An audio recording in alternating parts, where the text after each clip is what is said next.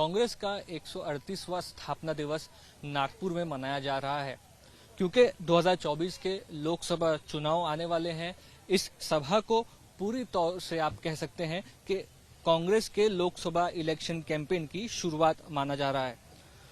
Congress president Mallikarjun खड़गे, उसके साथ साथ सोनिया गांधी, राहुल गांधी, प्रियंका गांधी और सभी वरिष्ठ नेता जो होंगे, कांग्रेस के एमपीज होंगे, स्टेट के चीफ मिनिस्टर्स होंगे, एमएलएज और कांग्रेस वर्कर्स यहां पर आने वाले हैं। 10 लाख लोगों का आंकड़ा कांग्रेस पार्टी ने दिया है।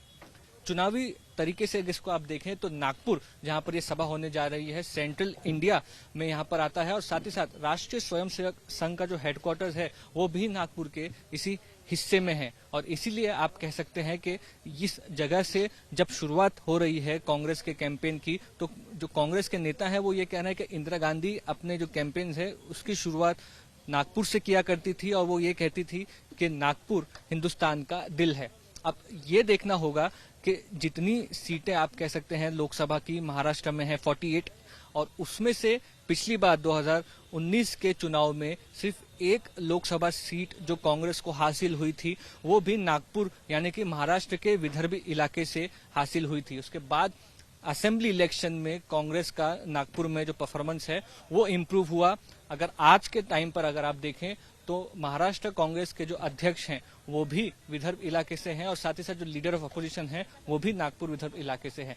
तो ये आप कह सकते हैं कि महाराष्ट्र में सबसे स्ट्रांग जो जोन है इलेक्टोरली कांग्रेस का वो माना जाता है और वहां से इस पूरे चीज की शुरुआत हो रही है। आप देखेंगे कि यहाँ पर जो 3 स्टेज बनाए गए हैं, सेंट्रल जो सीडब्ल्यूसी के लीडर्स होंगे वो तो फर्स्ट स्टेज पर बैठेंगे, सेकंड स्टेज में सीएम्स और बाकी लोग होंगे। महाराष्ट्र के जो नेता है वो थर्ड स्टेज पर बैठेंगे। तो एक तरह से महाराष्ट्र में महाविकास आघाड़ी है और साथ ही साथ देश भर में इंडिया अलायंस है। इन दोनों अलायंसेस को लेकर कांग्रेस को लोकसभा का चुनाव लड़ना है।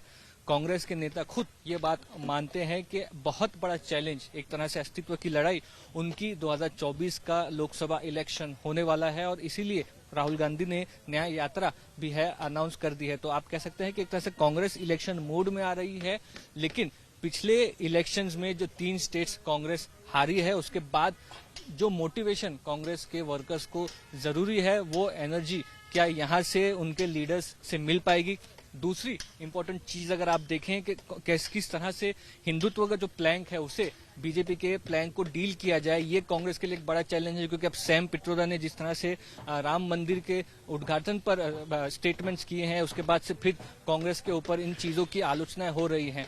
तो ये आप कह सकते हैं कि कई सारे इंपॉर्टेंट सवाल, इंडिया अलायंस की सीट शेयरिंग, ये सभी आप कह सकते हैं चैलेंजेस को पहले जो कदम उठाया है कांग्रेस ने वो ये फाउंडेशन डे का प्रोग्राम है जो कि नागपुर में होने जा रहा है। इसकी सक्सेस आप कह सकते हैं कि आगे जाकर जो लोकसभा इलेक्शंस होते हैं उसमें ही आकलन किया जा सकता है। और साथ ही साथ कांग्रेस के जो स्टेट लेवल पर नेता होते हैं उनमें कई बार आप कह सकते हैं कि इंटरनल राइवलरी की खबरें सामने आती हैं। ये सारी चीजों को ओवरकम एक यूनिटी की तौर पर आप कह सकते हैं कि कांग्रेस उसके साथ साथ उसके अलायंस पार्टनर्स किस तरह से सीट शेयरिंग करके लोकसभा चुनाव में आगे जाते हैं, ये देखना दिलचस्प रहेगा।